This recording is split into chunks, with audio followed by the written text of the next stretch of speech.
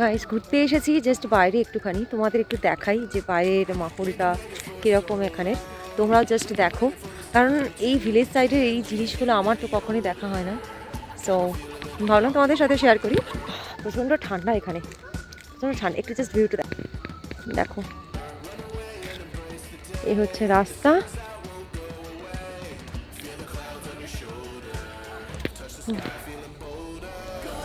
এই লোকেশনগুলো কিন্তু একদম দেখা যায় না। আমি মানে বহু পর টাইম পর এরকম জায়গায় এসেছি, মানে বহুদিন পর। বেশ ভালো লাগছে, বেশ ভালো লাগছে।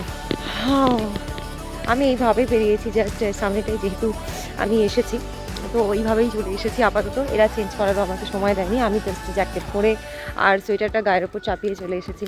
এখানে এখনও লোকেরা কাজ করছে, যেহেতু এখনও অন্ধকার পুরো হয়নি, কিন্তু দূরে না কুয়াশা চলে এসেছে। তোমাদের ওগুলোকে দূরে একটা দেখো, সাদা সাদা একটা ভাব, ওগুলো কিন্তু অলমোস্ট কুয়াশা কিন্তু ঢেকে যাচ্ছে। পুরো জমি মানে ধান কাটা হয়ে গেছে, এগুলো শুকনো খড় পড়ে আছে। এখানে আগুন কেন ধরিয়েছে ঠিক আমি বলতে পারবো না।